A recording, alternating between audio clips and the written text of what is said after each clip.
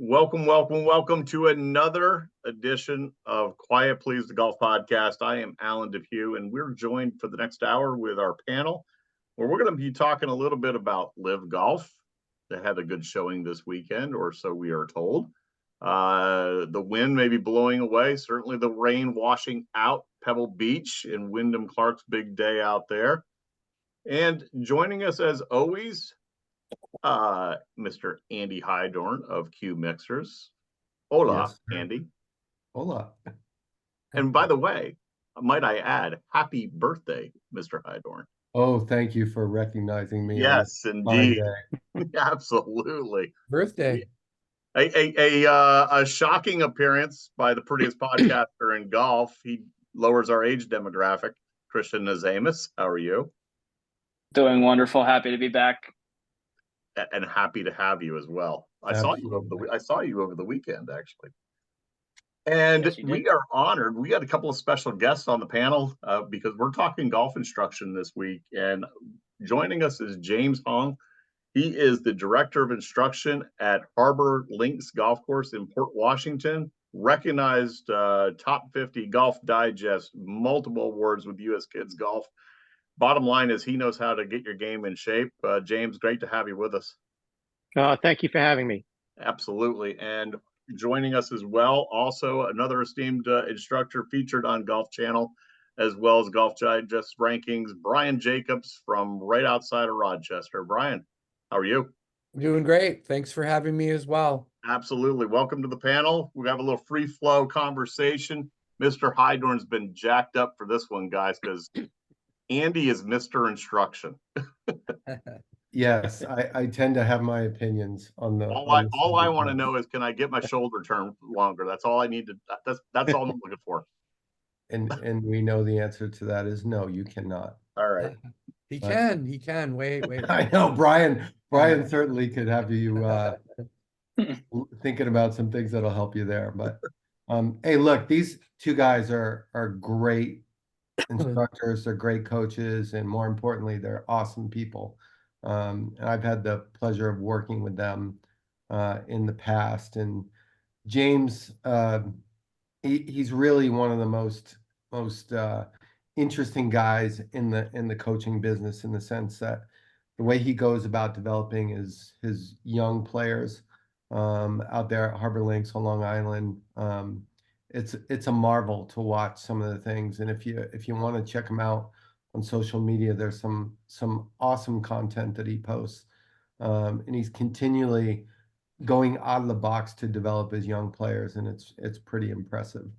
And Brian's equally impressive, and one of those people to me that brings a whole different perspective to coaching.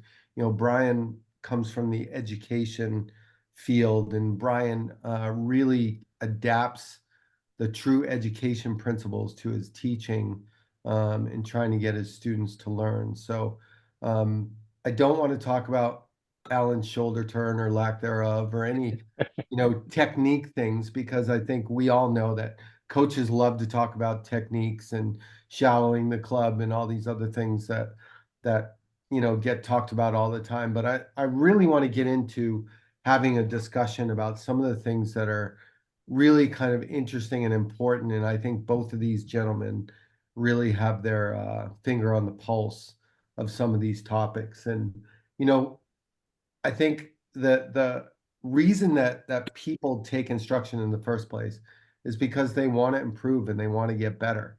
So I just want to throw this out there to you guys both.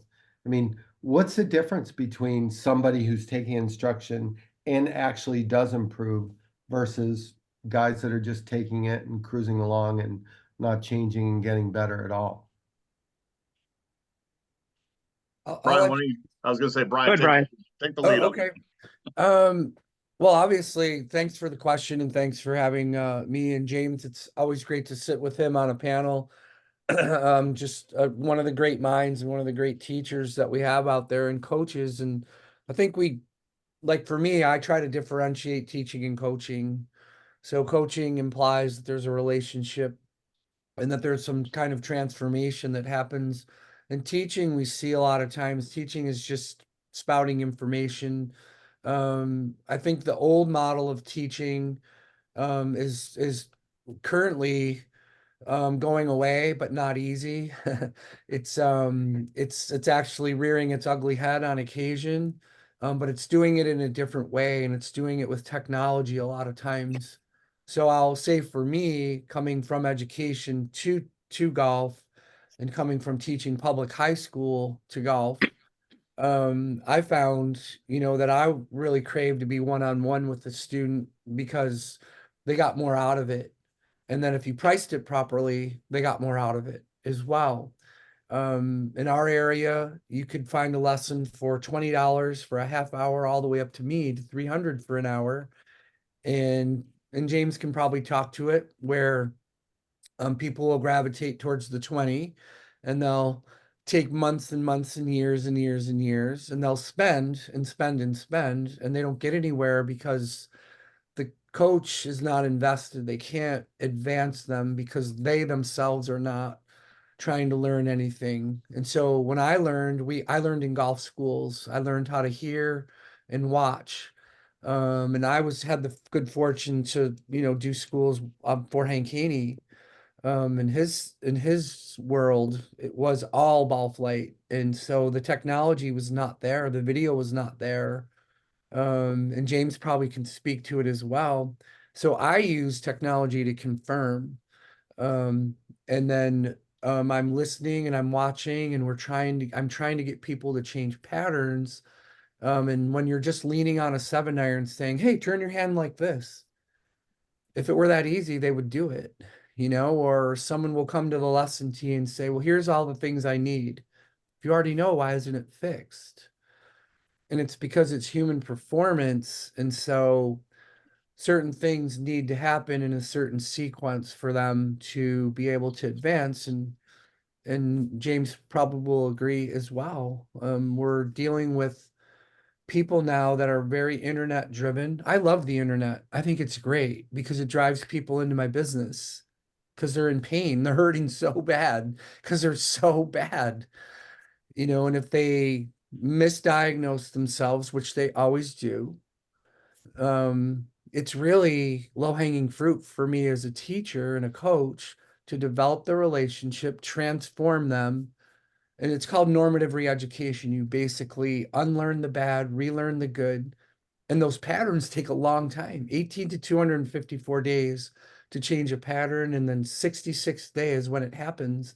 So you have to have people that are highly committed to go 66 days where they're going to do something. So that's a long answer, but teaching has changed quite a bit. And technology is awesome if it's used properly. And leaning on a 7-iron can be awesome too, depending on who's leaning on it, right? If it's Jim McLean or something leaning on a 7-iron, or David Ledbetter leaning on a 7-iron, it's a little bit different than, Joe Schmo, who wants to make $20 so that he can drink beer. It's different. All right, James, what do you think about that? What does it take for a golfer to actually improve versus just wasting their time and money by getting instruction? Yeah, I think going along with what Brian said, they have to realize that it's a process, and you're focusing on what it is you're trying to fix, what it is you're trying to work on. And in this day and age, especially through social media, everyone's always looking for immediate gratification.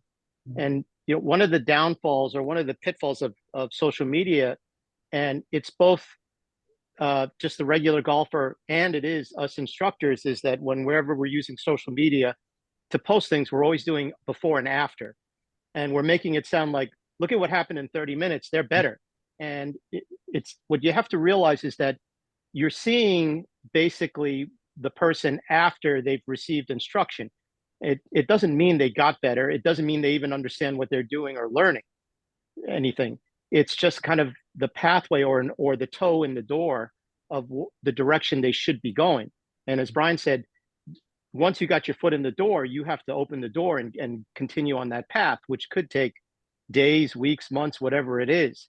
But again, the instant gratification, oh, they're fixed in 30 minutes, they're fixed in an hour. No, they're not, because if they were fixed, why are they coming back for another 15 lessons? Or why are they coming back frustrated and actually saying, you know what, lessons don't help me? So there is no instant gratification. The other thing that people have to realize sometimes is when you're we get so results oriented that we do lose track of the process. And one of the things I do is I pull off videos of high level players like tour players or high level amateurs, and how they talk about things like when they're working on something, they may not even be paying attention to the ball. They're just trying to make sure they get this right. When it starts to feel more comfortable with what they're doing, then they might start to pay a little bit more attention to what the ball's doing. If you may shank a ball 10 times in a row, but may actually be showing progress in what it is you're doing, you have to realize that's part of the learning curve. That's part of the process. But a lot of times people don't want to do that. You know, and I'll add, even in with my students, we always talk in threes. Drastic one way, drastic the other, balance. So when someone tries to go from a hook to perfect draw, it doesn't work. If you hit it crappy left, you have to hit it equally as crappy to the right because there's intention. Yes. And then you can find the balance. And what happens with people is that instant gratification. They say, why isn't it perfect right now? And I'm like, because you're human. If you were a robot, that would be awesome. We would just stand here. I would put quarters in you and you would hit great shots. You know, but you have a brain. And well, yesterday I played great. Yeah, but it's today that you're Right. Right. not. So it doesn't matter. It's human performance. Well, how's your brain today? What did you eat? What did you drink? How did you sleep? Did your wife yell at you? Did you nag your wife? You know, did all these different things. And so you start to see the anxiety start to raise, and you're like, are you excited or are you anxious? There's a difference, you know. How are you talking to yourself? I mean, we spend quite a bit of time on self-talk, right? If we talk to our friends the way we talk to ourselves, you would not have a friend. I Yeah. mean, we're nasty to ourselves. We're so hard on ourselves. You know, like Alan, you might say, well, I can't turn my shoulder, right? My question is, what's the No, Brian, path? that's actually a given. I mean, Yeah, but I would say, what's the pathology, right? Like, what happened? Like, why can't you? But it's not your shoulder, it's your pelvis, maybe. It could be, Right. you know, it's a chain. And so I try to talk in chains too with students and just say, look, the foot bone's connected to the, you know, shin bone and all the way Right. up through your body, right? But it's the same thing with your golf swing. If your hands are out of sequence with your body, then you're going to be bad, you so, It's, know? so it sounds, it's, go ahead, Alan. yeah, let me interject since we're talking Yeah. about my lack of pelvis. Yes. So by the way, I failed in my intro to mention both of you guys are highly recognized PGA golf professionals, and it's a great fraternity. I was a PGA golf professional at one time earlier in my career. I gave it up because to me, I saw my career go in a different direction. Hindsight, should have stayed. Well, Okay, you're forgiven, and you can always come back. I could if I can turn my shoulders. Anyway, so I'm a numbers guy, and that's really where my career. Brian, you threw out a number. You said, you know, the length of time that students need to commit. We all heard back in the day, those of us Mhm. that are older than Christian, we all heard the 21 days to break down an old habit and have a new Maybe. habit. Where's that science come from? Two-part question for both of you. Where's that science come from as far as that period, that process? And the second part was you mentioned about the the hip bone, and what I always used to use the acronym FIFO. You know, first in, or LIFO, last in, first out. You know, Mhm. when describing to my students, because I was that guy that leaned on the 7-iron, and I did such a detriment to some of my Oh, yeah. my You got students. out at the right time before they I killed did, you, I did. you know?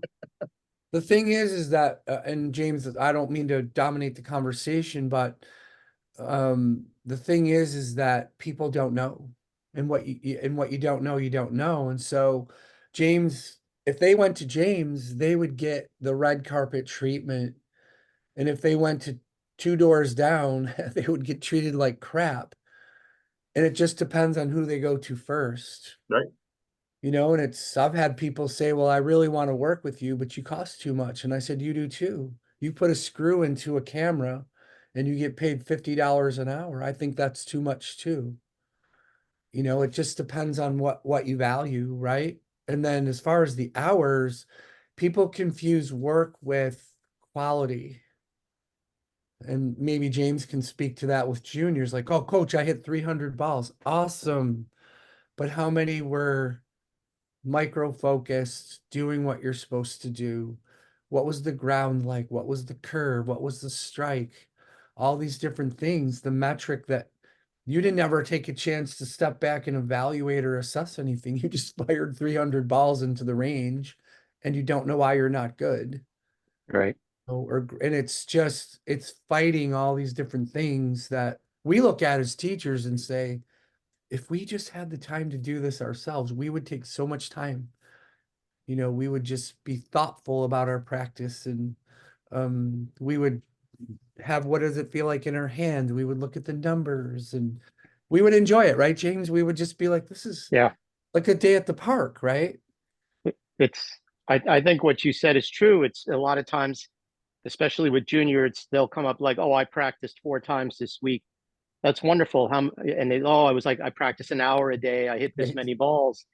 And I always ask, I mean, I had this conversation 4 times yesterday alone. Mhm. I'm sorry, the day before alone. And it's just, did you practice or did you hit balls? Like, what were you working on? My swing. No kidding. What What were you what working on? swing? I was working on hitting the ball better. No kidding. What were you working on? Right. Trying to hit it straighter. No kidding. What were you? Right. And it's just this constant. It's like, what are you working on? It's like, you know, it was, that's hitting balls. That's getting exercise. It's like, I want to hear, well, that thing we were working on in our my backswing, trying to get it to feel a little bit more this way. I was trying to get it more that way. Everything that. Oh, good. So you're working on that. That's telling me that you were working on something. And I think, again, the difference between quantity versus quality, Mhm. people don't recognize that. And Brian was talking about, well, he charges $300 an hour, and it's what people fail to realize sometimes. It's the hour part. It's you're getting paid. You're getting paid for $300. It didn't start at 1 p.m. and finish at 1:59 and 59 seconds. No. It's you may be paying for that hour where you're face to face, but what about the other times where Brian is sitting at his desk at 10 p.m. at night or whatever it is and Doing working on a follow-ups. practice plan for you, right? And doing all of these things. And that's what I tell parents as well with juniors. It's not the half hour or the 1 hour. It's the all-encompassing, me putting together a practice plan for your child and me sending you videos to help you as a parent Right. cope with some of the situations you're dealing with. And sometimes I'll send it to them at 2 a.m. and that's when they get it, because they see the timestamp of when they receive that email or that message. Like, wow, you're not kidding. You really are doing it after hours. Right. Or I'll even share that I had a student that he would just fire texts off to me and I would answer. And then I got to the point where I was like, you know what? I should be with my wife, hugging and kissing her, not talking to this guy that early extends, that won't go to the gym and do what I'm prescribing for him to do. So I'm going to start charging him. So for every text I answered, I put 0.25, 5.50, 0.75.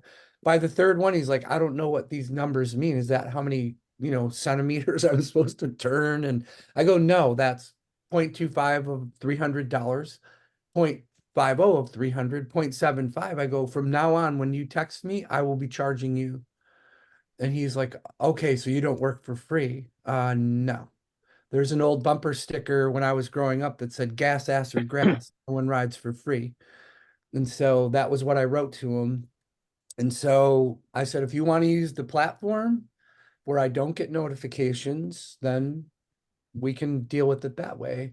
But the thing is like, even the value or the experience that we have, like top teachers like James, they don't just walk in and say, ha, I got 100, like your assistants might run in and don't rat them out, but they might run into the shop and go, can you believe I just made $150 on that guy? And you're looking at him going, criminal, and they're Yeah, going, so yeah. So Chris, so you Chris, guys kind of evolved into this second part, which Well, was, Well, you know, can I throw something to Christian? So sure. Christian, being the most recently removed from junior golf, Yeah. is No, it's James, actually Andy. that's true. Is James spot on with that? Did you just go down and beat balls and Yeah, I mean, James is definitely spot on with that. I remember growing up, that's all I wanted to do was just go to a local range and just hit balls, and I wasn't getting any better. I actually suggested it to my parents at probably when I really wanted to learn that golf was going to be like my career, that I wanted to like to play it forever and take it very seriously. I went to them and I said, look, I can go to some local course, pay a guy $80, whatever it is. But in order for me to get to from here to here, I have to pay the money and invest. And like, I didn't have the money obviously at the time, given that I was still in high school, but like I would pay my parents back over the course of the years because the money that they invested was actually worth it. Mhm. So it's awesome hearing what Brian and James are saying because it's all true. Obviously everybody's not like myself, but like there are kids out there, like on my team, for example, at Niagara, they didn't want to pay the money because they just didn't have the heart in it. I think you have to have the heart and wanting to do that, and also investing all of your time and money into that one person. But if you do it, you should never look back. My coach, for example, when I did it, he was a PGA guy here out of Syracuse. His name is Scott Russell. And, he's like a big brother to me now. I still talk to him like he's like my father, right? And he lives out in Scottsdale, Arizona. I still today send him pictures or videos of my swing. And I'm like, hey, what am I doing wrong? And if he ever charges me, which thankfully he doesn't anymore, but if he ever did, I wouldn't even hesitate by paying him. And still every single year, we keep in touch. I may not talk to him for 5 months, but again, the money that I invested with him back when I was 14, 15 years old, and now being 27, I've not only just got a golf coach in my game now to where I want it to be, but I've also gotten somebody who, again, is family at the end of the day. Well, So- that's the root, right? That's the transformation. And so we have transactional and we have transformational. And so great coaches like James and other great coaches, that's what they do. They develop that tight relationship. I mean, I've taught high school for 30 years while I built my business, and I'm 23 years in golf or 24 now. And I got kids that I taught in high school that are 43, 44 years old, and they still call me Mr. Jacobs. And you're like, that's respectful, right? Like you made an impact on that person. And so that's the same thing you want to do in golf. It's not the money. I only charge the money and James charges the money because we have to, because we have Right. kids, we have to eat, otherwise we wouldn't. We would just do it for free because we love it. And that's when you have a real coach, somebody that would be like, I don't care if they pay me or not. I'm just happy to help them. That's a servant, right? Or a giver. And we have a lot of takers in our business now they're all worried about the money. And I get it. Like I have to pay taxes and all the other things, but it all works out, and so Yeah, that's my you got to have the heart though. philosophy. I Yeah, think you have for to have the a heart too athlete. from the player. Yeah, the athlete itself. Because I think even growing up too, like on my I'll point out my college team again. A lot of us were like, oh, we can go pro, right? We're gonna go there. We're gonna try it. Right. And like they just didn't realize how difficult it was. I have friends of mine here in Syracuse that like only one of them, and he was probably honestly the best stick that you'll ever see in Syracuse. And he just got on the PGA. And I think his best finish was like tied for 14th, or maybe it was a top 10. But it's so difficult. But it all goes back to that coach and your team because you can't do it alone. You have to have somebody there that's willing to put the time and the effort in to get you to that next step. Well, I Yeah, think and what's it- weird and it's too, and maybe James can talk about it too, and it's a question for him. Like, I'm not a fan of this kumbaya family of teachers and having different eyes and all these other things and getting different messages that's happening right now in the business. Like, if you're my guy or girl, you're my guy or girl. If you leave, you're gone. We can still be friends and everything else, but I can't coach you if they're coaching you because the messages are coming different. And I wonder, James, if you ever have come across that, because that's happened a couple times in my career. And, it's like Niedermeyer, dead, Yeah. not back.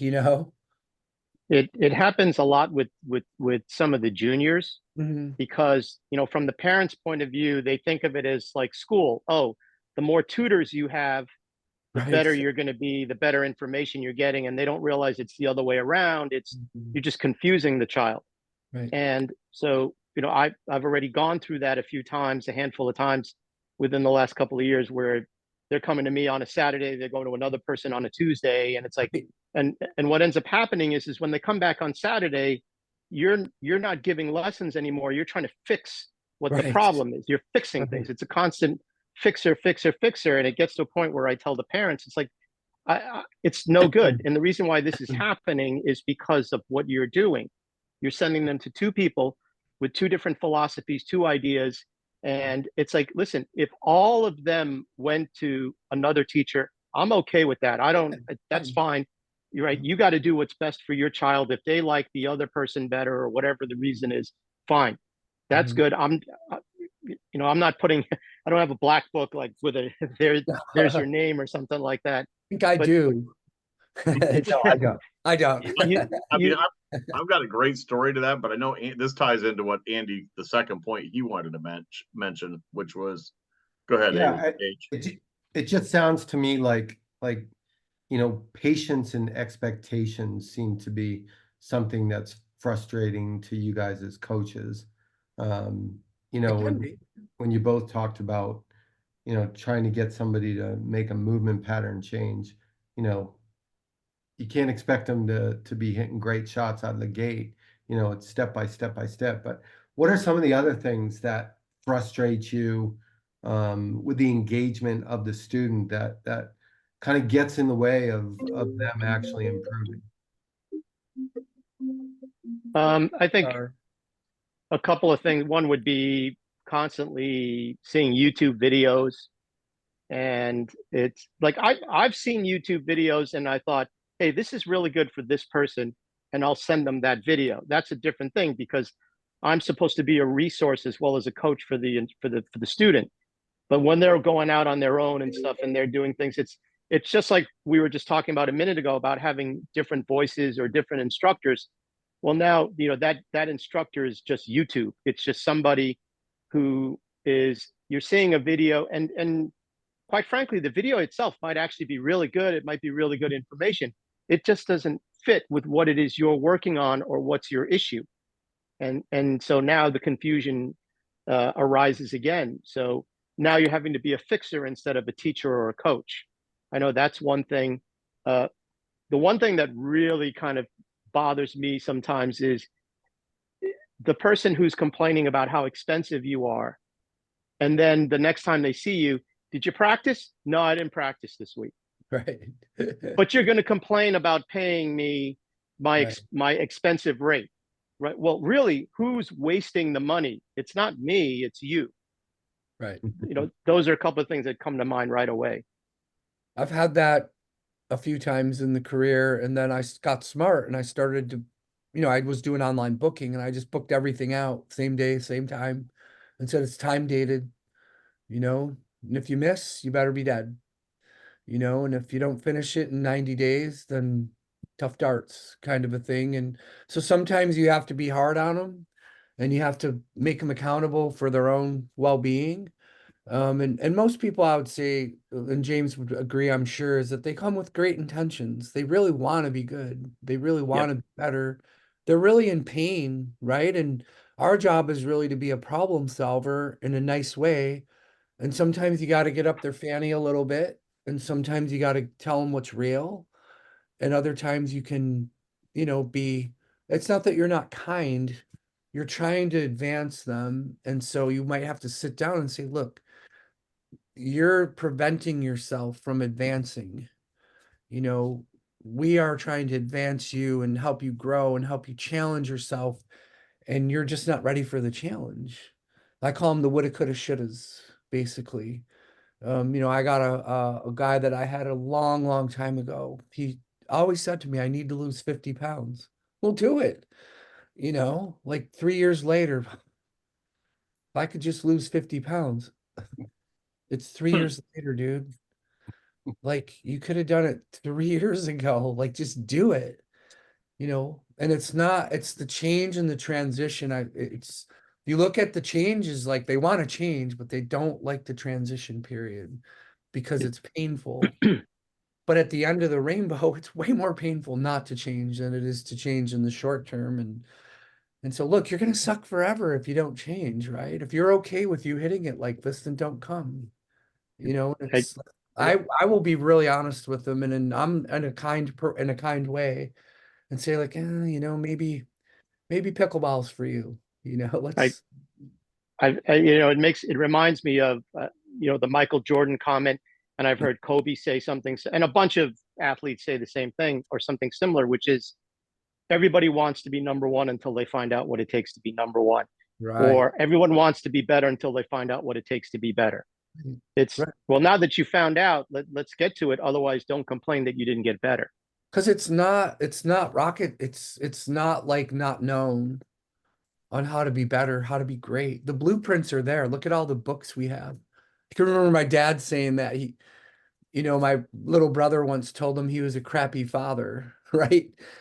And the first one's like, "Do you like your teeth?" And he said, "Yeah." He said, "Well, then you'd be quiet." And he said, "It's not like there's any books out there." And of course, I'm a wise acre, and I say, "Well, Dad, there's literally like thousands of books on how to raise kids." And he's like, "Not the way I raise them." And I was like, "Oh, okay." But I'm telling you, there's lots of books, and if you like, we could do this different. And it's the same thing with self-help or pattern change or anything else. If people want the help and seek the help and pay for the help, do the help. It's, like it's not that hard. That's the formula. Andy, I feel like this is an intervention for my golf game. Oh, Well, I think the interesting thing here is, like, you can have the greatest coach in the world who has all the right methods, all the right processes, all the right intentions, but you have to have the right student too. Because mhm. if you don't, it's not a one-way street, and the It's a student relationship. needs to have, yeah, and the student needs to have every bit as much of the understanding of what it's going to take.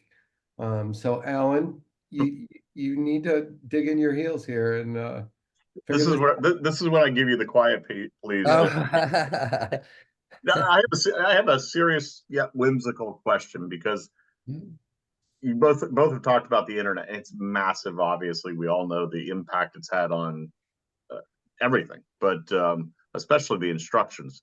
Golf instruction videos are everywhere. I go back, obviously, a little older. I laugh about one. I had a student come to me with Golf Digest. They were talking about leg drive, and the next thing I know, the guy gets to the top of his swing, and both of his knees go towards the ball.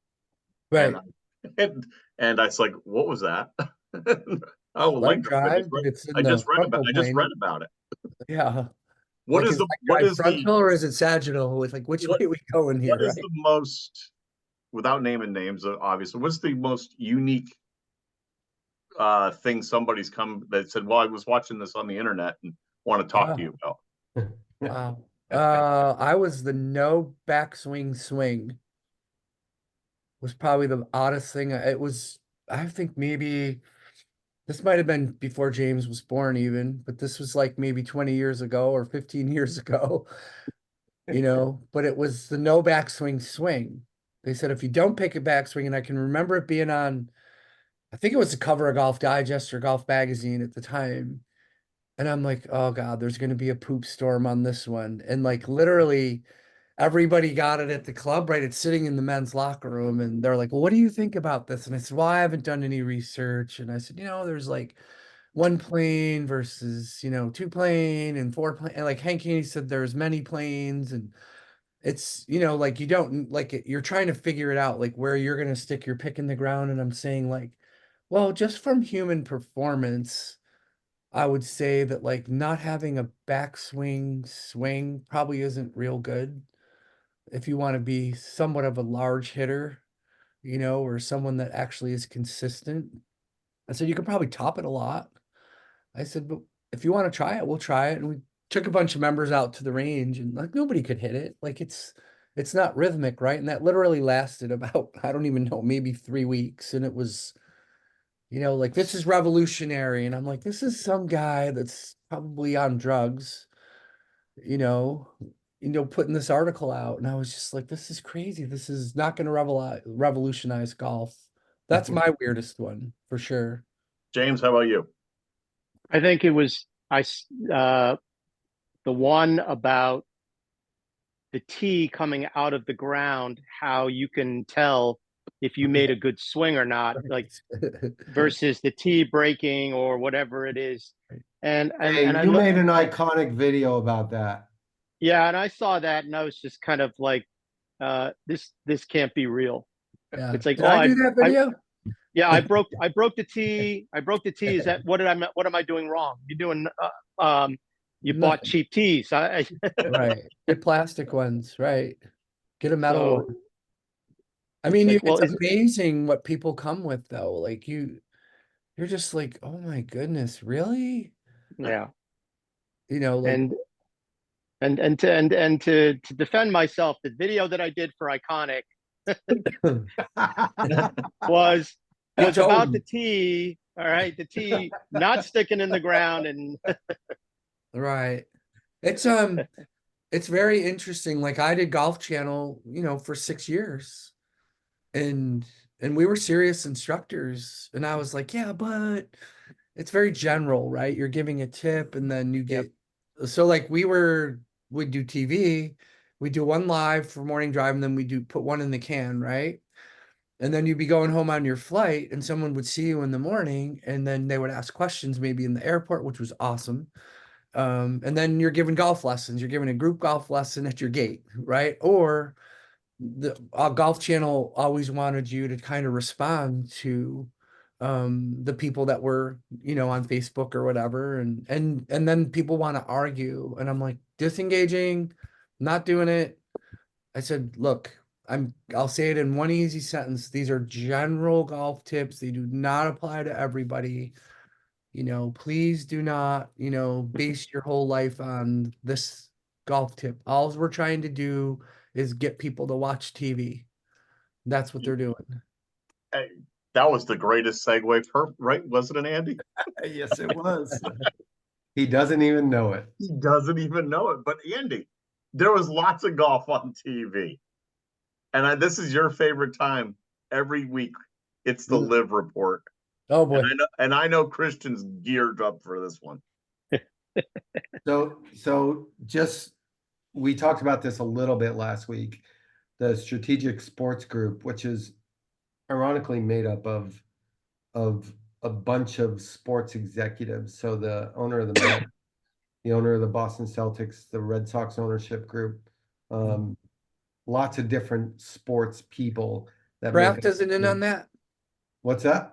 Kraft isn't in on that. We might as well Kraft get is all not the in on Boston that. No, owners. no. But they're coming together to invest this money in the new for-profit entity, as we all talked about last week. And I saw really interesting stuff this morning with Matt Adams, and he had Casey Alexander on, who Casey Alexander has been like the one Wall Street financial guy that's analyzed the golf industry for a long, long time. And he had some really interesting comments this morning about this whole deal with SSG. And there's a lot of people discussing whether they believe that this means that it's opening the door for the Saudi Public Investment Fund to come in, or it's closing them out. And I think the point this morning was that it's absolutely opening up that window for the Saudi PIF to come in and kind of close the door on this partnership and develop this for-profit entity. And it was interesting. He talked about, because me especially, loves to talk about how the Saudi money is untethered money. And he looked at it a little differently. He said that they, because of their unlimited or very large pool of resources, have the opportunity to really invest money up front and not be in a rush to get their investment back. So they're really forward looking. And they were talking about how the professional golfers are really one of the only professional athletes that don't really get paid per contract. They get paid per performance. And he thought that this whole thing is going to move all that closer to the middle, and he thinks that there's going to be a deal. It's going to involve the PIF, and it's going to really change the landscape of professional golf. So he's saying that it would be like a football player. They would get a 5-year contract and X number of dollars guaranteed money. And There'd be a larger part of the guaranteed contract pay than there is now, is what he was saying.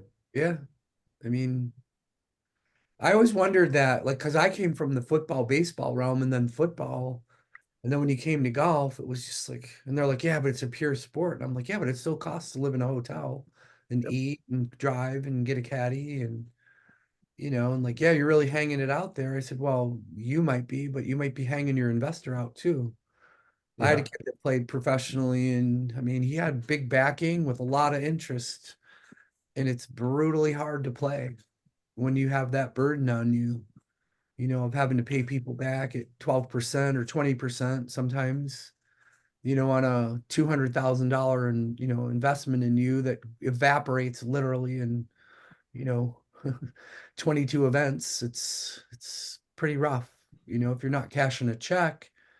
And so it's, to me, I look at it like it would be better, in my own opinion, that if they did get contracts like that and said, look, you're committed to 5 years, X number of events, gotta play in them, you have to play in them, and then you have to qualify for the majors. And if you don't, then that's okay. You still get your guaranteed money. Because you're talking about maybe a NFL receiver that might catch 100 balls a year, and they're making 14 or 15 million for the year. And you got an offensive lineman who's getting paid 3 million, and he's protecting 250 million standing behind him. The linemen love me, by the way, that I teach, because I have that mentality. Like, shouldn't the lineman get paid more than the quarterback? But he's only catching those balls in his contract year. Especially in Philadelphia. Right. And it's all this interesting stuff going on, and you're looking at it. And I teach a lot of NFLers, and I always talk to them about it. And they love franchises, but they'll go to free agency they'll go anywhere to make money. Yeah. They can say, well, I can always circle back later, to a winner, or, they want the money. Right. So Alan, Liv had it pretty good this weekend, by having the Pebble Beach rain out the last round, and Liv Were the had ratings up? The Did ratings were up, and Christian, you're the man with the statistics on Joaquin's talking about making money. What you got for us, Christian? You said you had all kinds of info on this. Did I? Because I didn't watch a single second of LIV this entire weekend. I saw it all over social media, though, honestly, when Rom won. Legion, but no, I mean, Legion 13 with the victory. Yep. Yep. No, actually, to be honest with you, I really Rom didn't I win. didn't watch. Rom's team won. Team won. Yeah, He Rom. was very excited about this, Andy, that he was still in the game when he was making bogey on 17 and 18. He was very jacked up over. That is the reason he went to LIV. Don't you remember this? He said he had fun. That and the music. Yes. Yeah, the shorts. Yeah. Right. He dropped a serious F-bomb though, James, right out of the gate. All right. It's good for Callaway. I mean, it's interesting, right? Depending on what part of the wave you get on too. Like Phil was like, oh my God, forget it. He's like an outlaw, right? And then Rom, same company, comes in at a different time, handles it differently because he observed how other guys did it. And it's like, oh, that's awesome. Generational wealth. Good for you. It's a different mentality, probably based on personalities. And also, like, if you're watching how these guys are doing it now, they know what to say. Like, They do and they don't. They all say the same stuff still. Yeah, well, they're programmed for it. Somewhat irritating. Yeah, like have an authentic answer, right? Yeah. Like, I'm greedy, If you right? Or whatever. if you look at a lot of the guys on LIV that were bigger names when they were on tour, and they're still big names, I'm not taking any discredit from them. but all of them have literally fallen so far in the world golf rankings. DJ, Bryson, Bubba, like these were guys that were when they were on tour. I'm going to go Kevin Na. Kevin Na was 34th ranked in the world, and now I think he's outside the 700 at the moment. You know, clearly they all went there for the money, which again, we've all, like the three of us have come on here publicly and said that like we don't blame them for taking the money. Obviously, if we were in their shoes, I'd probably have done the same thing. But, you know, it's, you know, I was shocked when Rahm went, to be honest. And I truly think that there's other big names that are going to be going. I'm not saying Rory or Tiger or any of those guys, but I wouldn't be surprised if eventually down the road, like a Victor Hovland goes or Well, they're going to Scotty. have to, right? If something doesn't happen where the person Yeah, I mean, better. at this rate, just make it a tournament, make it LIV versus PG, like the PGA at this point. I mean, that would be the views on that. They get more views on that tournament than LIV does probably all season. Well, they certainly had enough likes on social media for somebody to put out a meme about, you know, a starting lineup for a Ryder Cup format. Hey, I'm not gonna lie, that would be entertainment at its finest. That would actually be a lot of fun to watch. But I hate to say it, but that could be a coin flip at the end of the day. Whoever wins that, if that ever happens, I'm not saying it would, but it would be a lot of fun to watch that. James, Would shock me. let James chime in. James, what's your thoughts on? You want to chime in on LIV? I got to be honest with you. I have not watched 1 minute of LIV Tour, and it's not like it's not a statement or anything like that. It's I just haven't watched it. When I saw it a little bit earlier when it was young, you know, young in its prime, whatever you want. I just didn't find it interesting. I thought it was a glorified outing. It just didn't catch my attention. There were a couple of shots that I saw that were like, I mean, even in the moment where there was something competitive going on, it was still kind of the sense of, yeah, that would have been really cool if it was a real tournament, you know. And and again, you see the way I'm saying it, it's like a shot against LIV, and I don't mean it that way. It's just that was my immediate reaction to that shot. Like, you know, it was almost like watching a practice round versus a real tournament. I've described them as the modern day Walter Hagens. They're rolling up for their charity spectacle type event. There was another. Ron was caught on a hot mic after hitting a bad shot, but I think it was. I'm pretty sure it was Hatton, who, as we know, is prone to drop an F-bomb or once or twice. But his was on a hot mic, I think.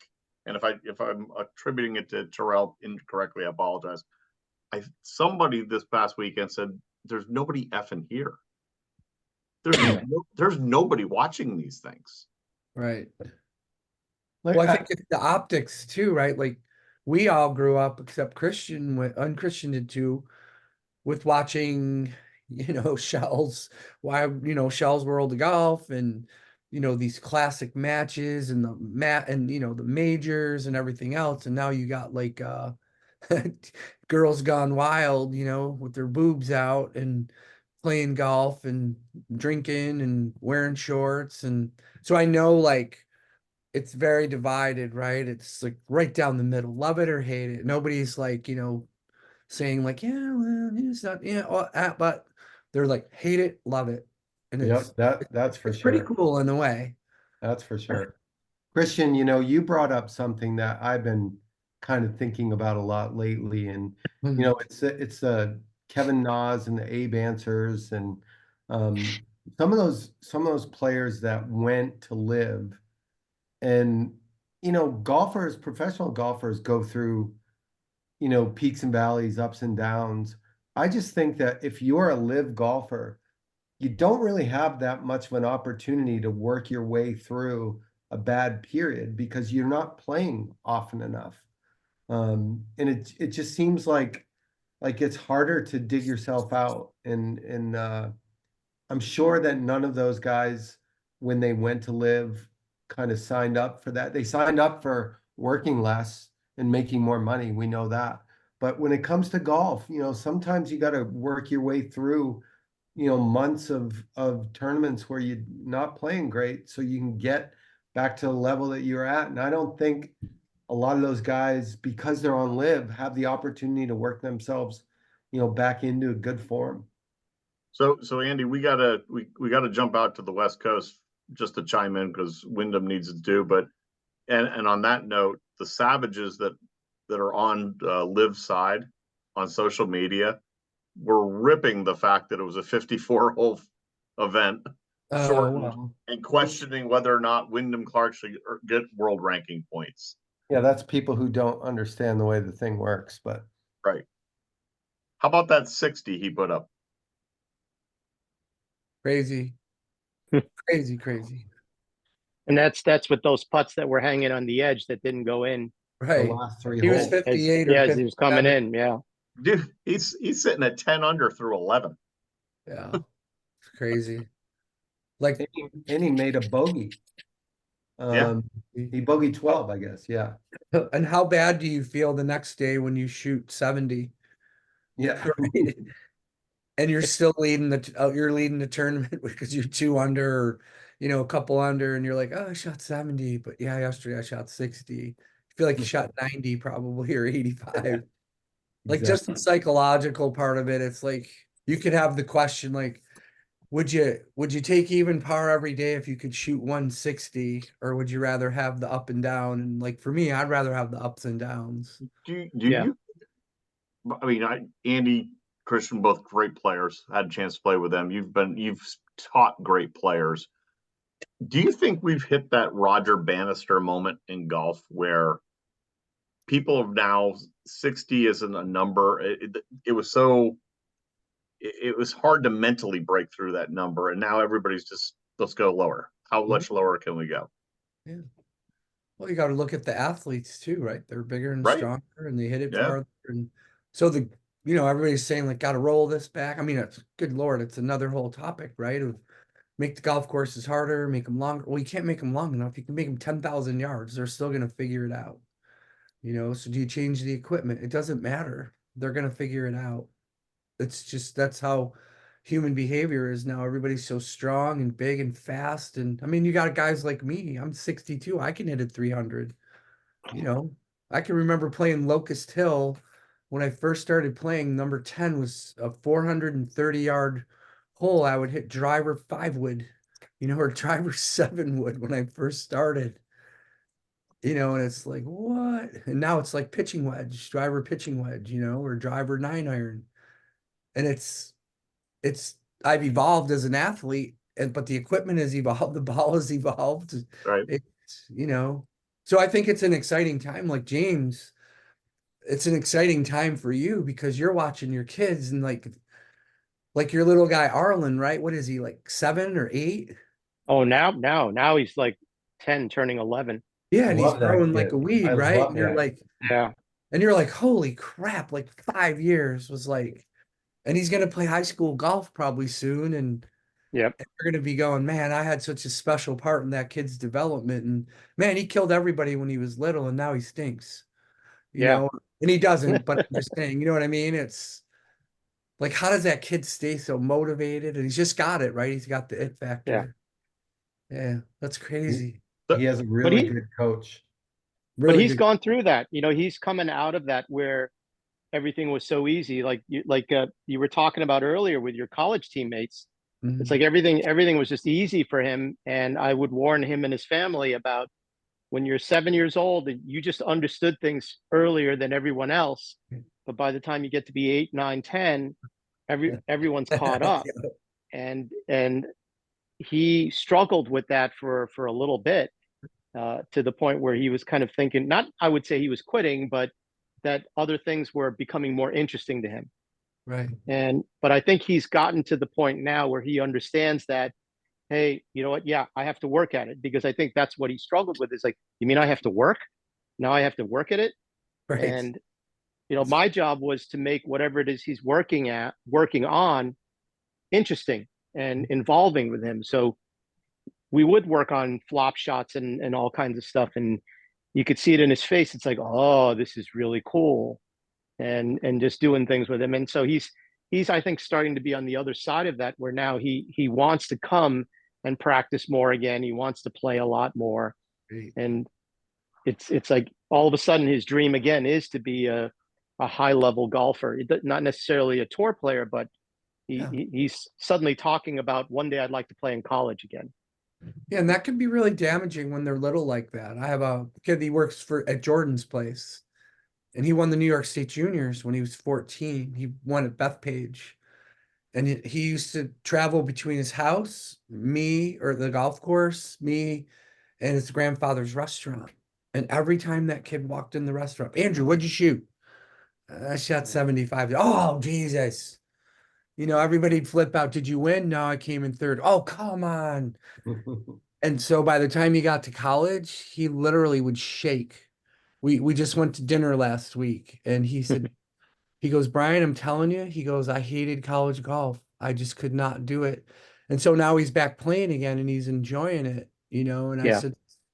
I said, early success killed you. I said, you know, I used to talk to you and say, look, you know, you can't live in your grandfather's restaurant. I go, you can't go there anymore because they're killing you, dude. You know, and I'd call his parents and I'm like, you gotta leave the kid alone. Just he's Yep. 11 or 12 or But 13, you know, leave him alone. it basically it puts them on the hot seat, just like Andy wants to do with you guys right now. All right. Time to turn up the Nice. heat. That was smooth. That was smooth. Oh, he is so smooth. I mean, come on. So here's the format. Since there's two of you, I'm going to ask you question at a time. We'll go back and forth with your answers. And just, you don't have to, there's no right or wrong answers, just whatever comes to your mind, you can say it, and we'll move on to the next question. So first question, Brian, what is your lowest 18-hole score? 64. Mill Creek Golf Club, 7,100 yards. Attaboy, James. Yep. 68, golf course in Hartford, Connecticut. I, for the life of me, cannot remember the name of it. Putt. No, tasty freeze and what? Okay, James, what are your three favorite golf courses that you've played? Three favorite would be Anglebrook Country Club up in Westchester. Mm. I'd say Bethpage Red. Mm. And there was a course that I played overseas in Taiwan. Oh, that was absolutely phenomenal. It was like playing in a tropical rainforest, and that was amazing. That course was just absolutely amazing. I can't pronounce the name of it, but it was phenomenal. Cool. Brian? oh boy. Baltusrol lower, Winged Foot, and probably Oak Hill East. But there's a lot of honorable mentions in there too. Okay, Oh, yeah. A now lot of them. your three courses that you haven't played that you'd like to play. For me or James? You? Me? Oh boy. I've played everything on my bucket list with the exception of Riviera. So I would say Riviera. I want to play Seminole. And then, geez, Bethpage. No, I've already played Bethpage a million times. I would say maybe, gosh, let's see. I don't know. I've played pretty much everything. So I would say those two. Okay, James? Spyglass, Okay. Sabonic, Played there. It's and awesome. St. Andrews. Nice. Okay, James, name the three best golfers of all time in no order. Tiger, Jack, Arlen. There you go. Love it. You didn't name yourself? Go ahead, Brian, you. Alan. Let's see. No, I would say Tiger also, and I would put Jack in there. And I'll tell you who I loved was Lee Trevino. Loved him. Awesome. Okay, Brian, what's the best part of your game? Ooh, the best part of my game. I am a wedge assassin. James? Short game, Okay. putting and pitching. Yep. Yeah, putting for me too. All right, James, in your opinion, what skill is the most important for a golfer to have to play good golf? Club face control. Love that answer. That Brian? sounds like Andy Hydorn. Yep. James took my answer. Okay, you can I'll have the take same club face answer. control and controlling the bottom of the arc. Yeah. I would say that the U.S. Open that Tiger won on one leg is the finest example of club face control you will Yeah. see right Yep. there. A Interesting. master of proprioception and balance. Okay, Master. Brian, for Mhm. you, who's your favorite golfer of all time, past or present? Oh boy, past or present? I would say probably someone that you guys probably wouldn't know, Sam Rosetta. I know Sam a kid. was a local pro here. He played in every major. He was the head professional at the Country Club of Rochester, and I worked there 1 year as an ambassador for playing and teaching. They wanted to get rounds up. Hmm. They were at 8,000 and they wanted to get to 10,000 and they got to 12,000. So I fired myself. But he used to invite me to sit in a chair with him. And there were times when Don January was there or Curtis Strange came over. And I got to tell stories about teaching in the ghetto, and they would tell me golf stories. But Sam, absolutely incredible, amazing, Okay, amazing. James? It'd be a toss up between Seve Ballesteros and Freddie Couples. Nice. Yeah. Okay, James, for you, Love Freddie. quickly describe the best golf shot you've ever hit. Time, place, situation. Oh my God. Best golf shot I ever hit. This should come to you like a lightning Yeah, bolt. it was. I had hit my tee shot into the next fairway. I had nothing. I had an opening about this big, and I decided to take a 7-wood. And I was yelling at one of the guys I was playing with, I got a hole. I said, I'm going right through that spot.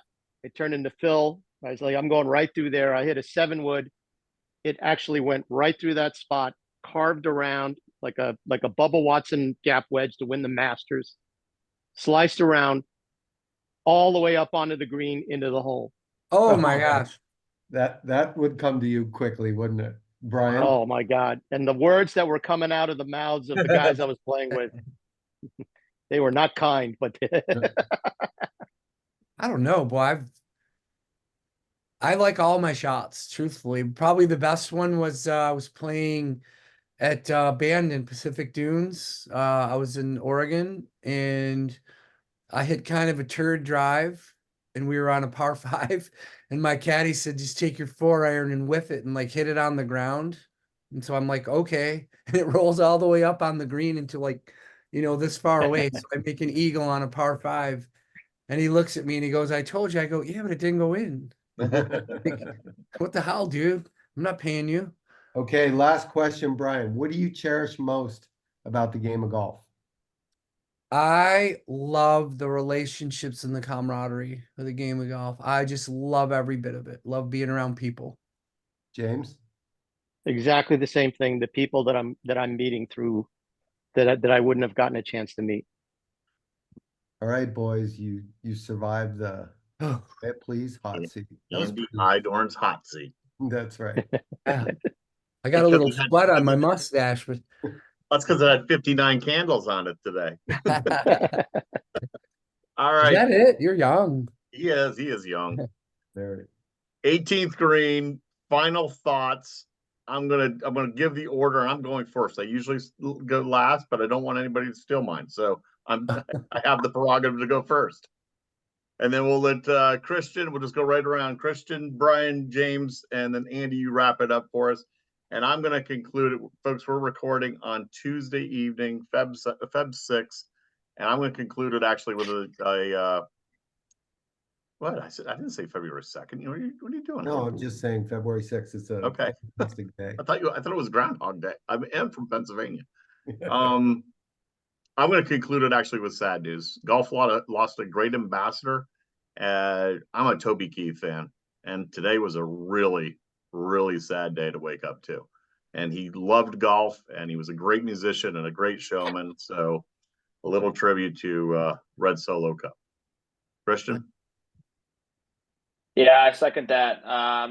Never easy. Obviously, someone that you listen to, and never easy. Someone that especially loves the game of golf too. At top of it, so I would say just rest in peace. And obviously, my thoughts and prayers are with his family. Today, obviously not the news that we wanted to hear, but on a more positive note, I wanted to personally thank Brian and James for coming on. The stories I'm sure both of you have, I could listen to them all day, every day. And I would love to hopefully do it again one day. So I do thank you both for coming on. My privilege. Brian? Boy, Final that's tough. We lost a special person up here too today. A Special Olympics coach that was a golf coach for a number of years, and she was the player coach for a girl that I coached that went to Worlds. So Linda and her family, she died of breast cancer, and she had a peaceful death, which was good. But it's really hard for the kids to understand death and dying. And so my heart goes out to their family, and also just the joy that the game of golf can bring to people, that we would even be on something like this and talk about special people that we've lost or that have been in our life. And so we should grab our loved ones a little bit closer and appreciate them and be grateful, even though they don't clean their rooms or something. James? Yeah, as many people know, I spend a lot of time teaching juniors. That's the main focus of what I do, junior golf. And so the thing that I would get out there is to all the parents that are out there that are taking their kids to tournaments and everything. You're doing a wonderful thing. But the one thing that the kids will tell you if they could is that they're scared of the car ride home. So regardless of how your child plays, when you're driving home, don't bring up the mistakes. Why did they do that? The bad shots. How about bringing up, boy, I really enjoyed watching you play. It was really cool. How about bringing up, where do you want to go eat? How about just saying, let's go to your favorite diner or your favorite restaurant, or let's go get some ice cream, and just have a conversation about something else, and not talk about the bad things. They have already experienced it. They're the ones that hit the shots. They're probably more worried about how you're going to react. They're thinking that, are my parents loving me less because I didn't play well? So alleviate that. Talk about good things. Talk about, hey, you know what? While you were playing, this was happening on the basketball game or something. I just saw this, and take it from there, and just think about what your kids are going through instead. That is some very wise coaching advice right there. And Andy, before you finish off, just briefly, my sons both played ice hockey, high level ice hockey, and similar to what you were saying is I had a coach say to me one time, my one kid was a goalie. When he looks in the stands after the puck goes in, just give him a thumbs up. Exactly. Yep. Abe, Yeah. Andy, bring us home, buddy. Yeah, so I had Birthday two boy. things, of course, multiple last thoughts, but now I have three because everyone talked about somebody passing away. And I think it's worth mentioning that we here in Houston at Champions Golf Club lost Jackie Burke last Yeah. week. He was 8 days short of his 101st birthday, and a true icon, and he's certainly going to be missed here in the Houston area and definitely in the Champions area. One of the other things I want to bring up, there's been a lot of monitoring the social media stuff, a lot of talk about how Wyndham Clark's 60 that he shot shouldn't be recognized as a course record at Pebble Beach because it was lift clean in place. And lots of debate back and forth on that. And, I think it tends to be somewhat of a disappointing thing to watch people try to discredit, such an amazing performance. And a lot of people don't know this. I sound like Donald Trump there, but a lot of people don't know this, but Al Geiberger, the first 59 was done lift clean in place as well. Mhm. Yep. So it was a great round of golf. You can call it what you want, but the guy shot 60 at Pebble Beach. So my last point here is being around James and being around Brian and talking to those guys, you know, you really get an appreciation for actual coaching in golf. And in the community of golf coaches, there's so much debate, so much, you know, poor behavior, fighting, bickering, arguing about data, about all these things. And there's certainly an aspect to golf instruction that has to do with analysis. And I think one of you said earlier that you know, it's great to be able to see that information, pass it on to the right people, pass it on to yourself and your peers so that you learn more. But I think there's, in a lot of cases, there's coaches that don't find the ability to separate the difference between coaching and analyzing. And I think we had the pleasure of having two great coaches on tonight that really understand what it's like to partake in the analyzation stuff, but really work with their students in the manner that a great coach does. So Brian and James, thank you so much for being on. We'd love to have you on again sometime, and it was great to have you. Thank you for having us. Yeah, it was an honor and a privilege. Thank you. Thanks, guys. And that wraps it up for another week. Boys, we'll catch you soon. Thank you. Oh. Cheers.